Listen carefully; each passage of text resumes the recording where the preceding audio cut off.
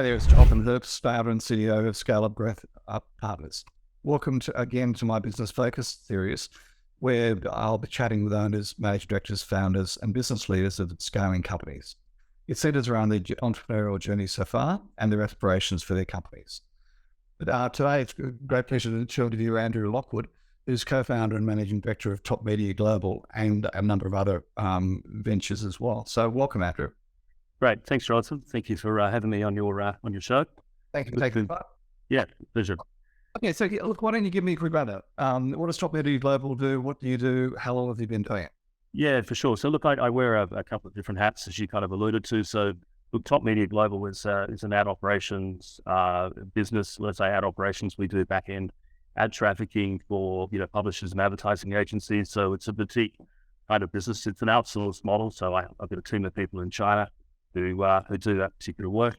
And I kind of liaise with clients here. So, I set the business up about 12 or 13 years ago as an adjunct to another business I had at the time, which was an online ad sales network called PostClick, which was selling advertising space across a range of different websites. So I ran that for about 10 years, and I sold that in 2012 to an Indian company that was looking to enter the Australian market. And so, since that time, I've put a bit of focus into growing Top Media. But I've also invested in different startup businesses, in that interim period. And for the last sort of 18 months or so, I've been doing some ad hoc work with a data platform called Data True. And I've also been focused on selling businesses. So, as much as I had a business advisor sell my PostClick business, 10 years ago, I'm now on in the middle of that fence, you might say, and helping other business owners to actually sell their business. So for the last 18 months, it's probably been my main kind of focus that I've been working on. And I guess, that certainly enabled me to meet a whole range of different business owners across the board. So, from a learning point of view, it's been excellent. Yes. So in a nutshell, that's me for the moment. Fabulous. So, pick your business, any business. How would you describe your best customer for your business? Well, I think, I think in the business broking side, the best customers would be, there's obviously two sides of the equation, the vendors and obviously the purchasers. So certainly vendors who are motivated to sell, but also who, when they come to you as a business owner saying, hey, could you help me sell my business? They actually have all their ducks in a row. They've got their financials prepared. They've got an idea as to what they want to do. Once they sell the business, they've got all the kind of nuts and bolts ready so that when a purchaser comes along, they can go, okay, here is the business here. So I guess, what I've seen in the last 18 months is that there's been a bunch of people who go, yeah, I want to sell. Maybe they're reaching retirement age or whatever. They haven't necessarily done a lot of exit planning, to get their business ready for sale. So that's been one kind of interesting learning, is that a lot of people may have had their businesses for a long period of time. They haven't necessarily put a lot of planning into actually saying, when I do sell, they've actually done the preparation for it. So that's been an interesting learning that a lot of business owners, I think, need to focus on if they do have a plan to sell the business. And, one of the other things I've learned is that, it often takes, 6 or 6 months or longer to actually sell a business. And, whether that's a small cafe or whether it's a larger business with more complicated deal structures and whatever, it does take time to find the right buyers for a business and to go through the various legalities and loopholes and answer the questions and liaise with vendors, etc. So interesting process. Not knowing that you're going to talk about that, I'm a lot of what I do is a bit of thought leadership, I suppose, helping leaders.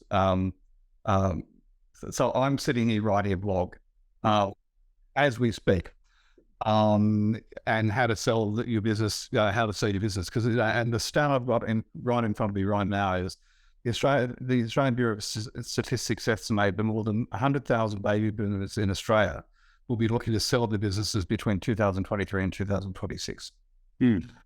Yeah, so the numbers are extraordinary, and it's fascinating because quite often, my core customer, my best customer is the founder, CEO of we'll call it an SME, privately held, private business, 10 to 100 staff. That's where they start. with me. And Yep. I'll, most of essentially what I'm looking to do with my clients is to build a profitable self-managing enterprise that can operate without the founder, which are the key criteria that you need for a business to be ready to sell. Yeah, that's correct. That's often one of the key questions that we get asked as brokers is like, is the business run under management, or can it be run under management? Yeah. And if the answer is no, the owner's heavily involved, it becomes less attractive because, a lot of purchasers are looking at this as an investment opportunity. They're not necessarily looking to work in the business. That's right. Yeah. So succession planning, making sure you got the right management team in place, all of that. I'm surprised you can do it in 6 months. Yeah. That is critical to having something that's saleable. Correct. Yeah. Well, I think 6 months. Certainly my experience has been the minimum. I think obviously you do get situations where people are happy to flick businesses because, for whatever reason, they're not in good health or they've just had enough and they want to move it on. But yeah, I would say at least 6 months, and obviously longer depending on the size of the business because there's fewer buyers around. So yeah, most definitely. I think there's only around a 35% sell through across the industry in terms of businesses that list in terms of end up selling. So there's certainly a lot of vendors who don't get to realize perhaps the fruits of their labor. So that's an interesting takeaway that I've learned in my time doing it for sure. Yeah, no, it's interesting. So, you're probably, well, I'm not going preempted. So the next question is all the actions you've taken because of the pandemic, what have stuck with or remain part of your business or businesses going forward? Oh, look, I think Zoom and having video calls has been the obvious kind of the takeaway. It's just kind of sped up a lot of communications. It's interesting. I guess a lot of the calls we have now would be Zoom or Teams calls, whereas previously we'd either meet people face to face or it would be on the phone. So this is like a middle kind of ground, or an avenue to have some connection with people, and because obviously when you're communicating, there's so much of communication which is non-verbal communication. So being able to read someone and look at their body language whilst they're talking to you is a very helpful thing. But yeah, I think it just seems to have sped up the whole process. I find I just have less time to run around and meet people in any case. Whereas in my previous business, I was always going off to meet with people, have coffees, do lunches, etc. Because it was very much a relationship-driven business that I had, which was the ad sales business. Broking's a lot more transactional, so there tend to be sort of quicker interactions. There's less relationship building. Really, it's are you interested? Are you not interested? Why aren't you interested? What's your price, etc., etc. So it's a lot more transactional. Yeah, no, it's interesting. I have a number of clients now who I've never met, which in the past would never have been the case. Yeah. And clients both in Australia and overseas. And one of the, I don't know if you heard that. One of the interesting parts of my life now is I'm interested. I live in Barrow, southwest Australia. Yeah.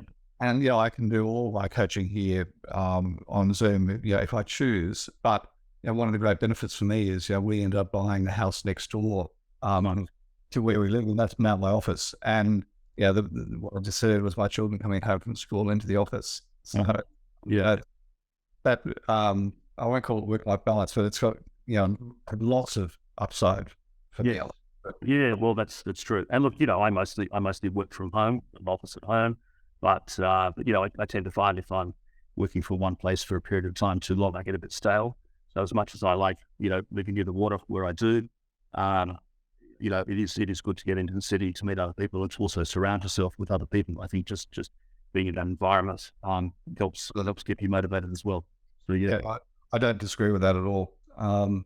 So tell me, what does the future look like, and what do you see as the main challenges moving forward? Look, I think. I guess there's the challenges. I think certainly in this environment would be macro. There's obviously a lot of uncertainty around interest rates, the war in Ukraine, etc.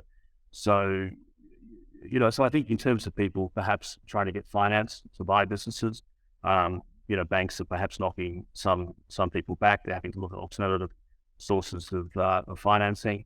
So, it's just been a bit more challenging, I guess, to kind of get deals together because of interest rate rises and bank hesitancy in this environment. So I think that's one challenge we've got to try to overcome. But certainly, from a broking point of view, there's ways around that. If you've got vendors who are prepared to, do some vendor financing of a particular deal, there's also alternative fintech lenders that will come to the party where, in terms of financing, whereas a bank may not. So that certainly helps. But I think, it's probably more just the uncertainty, I think, around the future. But also, I think, as an industry, broking has to sort of move that sort of 35% sell-through rate up much higher. A lot of it comes down to making sure that the businesses we actually list are actually, saleable and at the right price. Because certainly, whilst we may have an opinion of value, and certainly whilst the vendor may have an opinion as to what their business is worth, there's often a disconnect between what someone's willing to pay. And so, whilst that may kind of play out over a period of time, in the vendor's favour, often the vendors are looking to sell in a relatively short space of time. They don't want to wait around for 12 months or 2 years to sell their business. Then they often have to accept a lower price. So, yeah. And we definitely see sort of where I'm coming from. My clients who have chosen to sell, succession plan, the leadership team in place, processes, procedures documented, and all of that is adding multiple times earnings, multiple profit, above those that don't when it comes to selling. Correct. Yeah, that's totally right. Yeah, for sure. And so, look, that's certainly something we try and educate vendors to do. But like I say, some of them are more attuned to that idea than others. So, there's only so much you can do with what you've. Oh, look, I totally agree. I totally agree. It's fascinating as someone who's probably in the preceding part of your industry, helping founders prepare their business. Because in my view, my clients should be preparing to sell at any time. That's just, it's a decision they can make, whether it be internally to the family or externally. At some stage, that decision's made, so we might as well get ready for it now. Yeah, for sure. That's quite so. And I think one thing that I think business owners also have to be cognizant of is the fact that, if they are looking to sell, it's something they really have to keep under wraps, I would think, as much as possible in terms of their own staff. Because I think once employees get an indication or an inkling that a business owner is looking to sell, then that obviously means there's change. It means that their jobs perhaps are not as secure. There's disruption to their routine. So I think, I just had one case recently where a sale kind of fell through because one of the key employees got wind of the fact that the vendor wanted to sell the business, and he decided he didn't like that idea, and so he kind of turned around and resigned.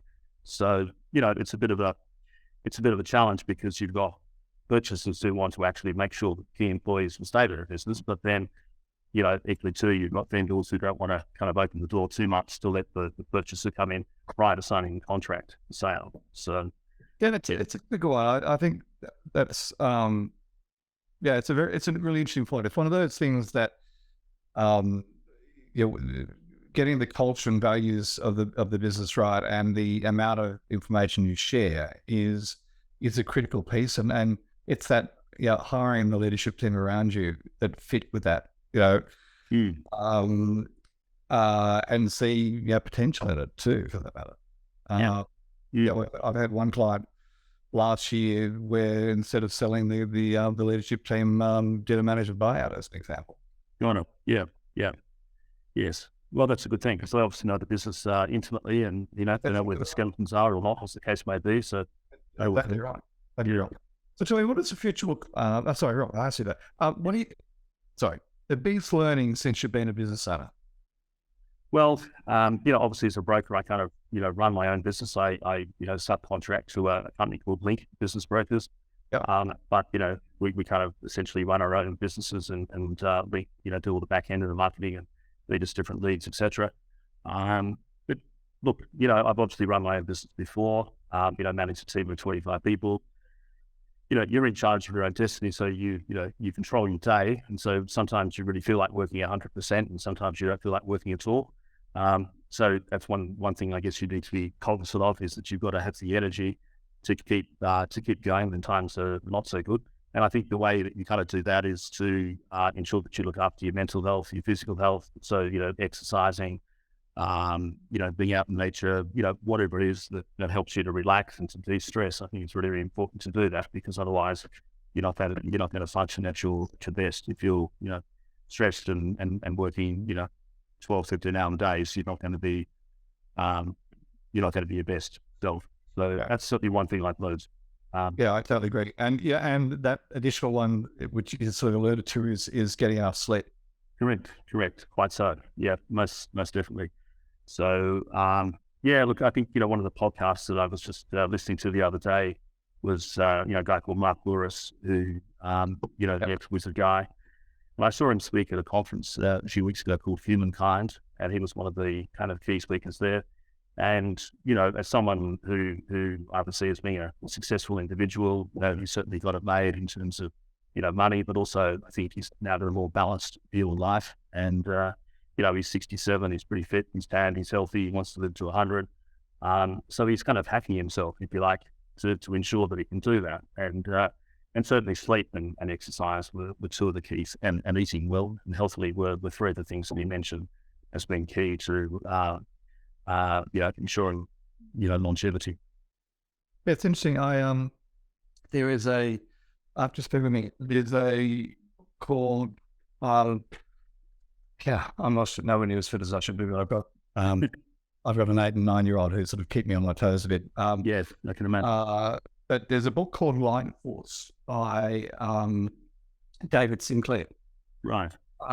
Which is well worth reading on the subject. He's an Australian professor with labs at Harvard and University of New South Wales. Right.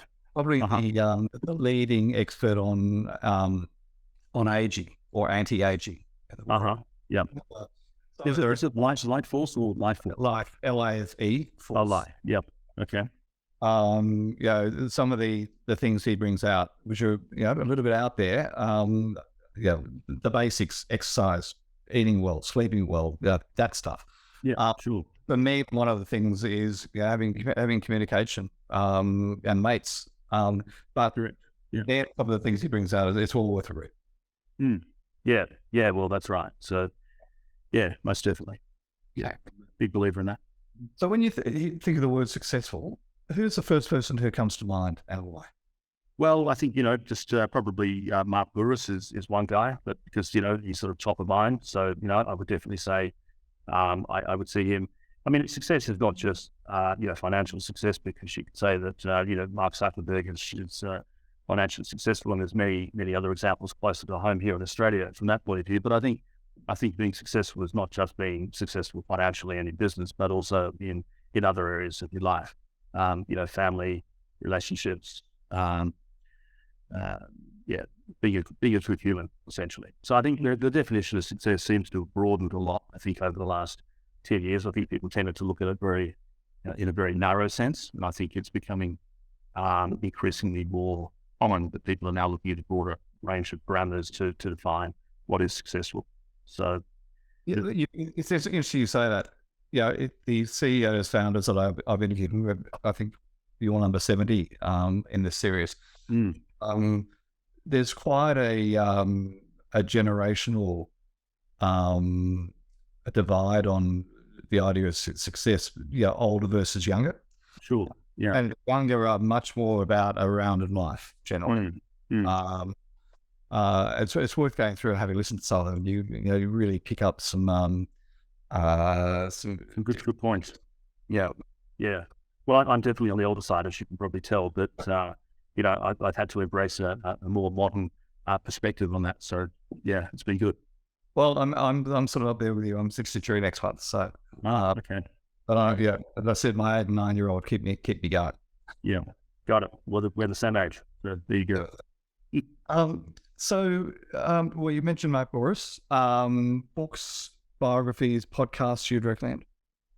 Look, I again, I was thinking about that. I don't tend to listen to as many podcasts as I should. Although Mark Burris is one, Straight Talk. I've listened to a few different episodes.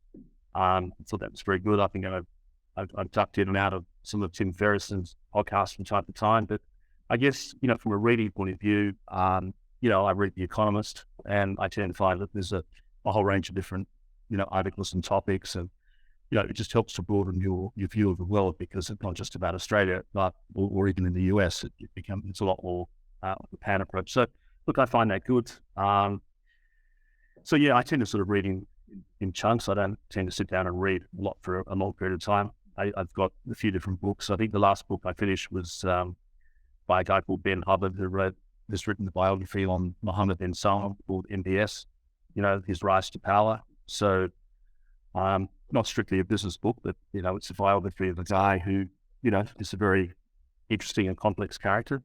It's an interesting story. I used to work for the eldest son of the ruler of Abu Dhabi, Right.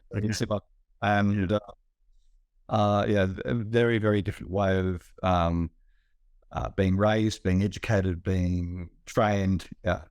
And given that Saudi limited oil production significantly yesterday for the next 12 months, it's to understand the mindset is very interesting. Yeah, most definitely. Yeah, totally. So look, I found that a really fascinating book. So it was hard to put that book down. It was so engrossing. So yeah, I definitely recommend that one. Great, thank you. Last question: any last piece of advice or parting words to entrepreneurs or aspiring entrepreneurs out there? Look, I think again, just sort of going back to the point around looking after your health, your mental health, your physical health, stay connected with your mate. I think having balance is really important. But I do think you really have to, as an entrepreneur, as a founder, and I've invested in different startups, some of which have gone well in terms of I've had successful exits because the founders have been quite driven, but they've also had domain expertise. And I think where they haven't gone so well or where they've failed is really down to the fact that they just haven't had enough of a desire to go hard at it and to execute properly. Or, so that's certainly one thing as a very small scale angel investor I found interesting, is that as much as the idea is good, as much as these people have domain expertise, it really comes down to the actual individual who's driving the business as to how successful it's going to be in the longer term. So, got to have that drive and passion. So, from that point of view, every time I've followed my gut, I've done well, and where I've kind of haven't listened to my gut necessarily, things haven't worked out so well. So, hi everybody. Look, I'm sorry, we've just lost Andrew. Internet dropped down. We did get to the end of his question, which was, but I think I'd like to wrap something up. One of the things I've found following off Andrew's comment there is that I've found in many cases co-founders are a fabulous solution to what Andrew was talking about. So when one's down, one's up, and also complementing each other, you have different unique abilities. So if you are looking to start, perhaps think about a co-founder model as well. Or if not a co-founder model, put the right advisory team around you. And following up what Andrew does, one of the interesting things about that he's raised is the concept of starting a business from scratch versus buying a running business with a leadership team in place. Consider that in addition to starting from scratch. So we'll finish that there. Sorry, I can't say thank you to Andrew for taking his time personally, but I very much appreciate it. Thank you.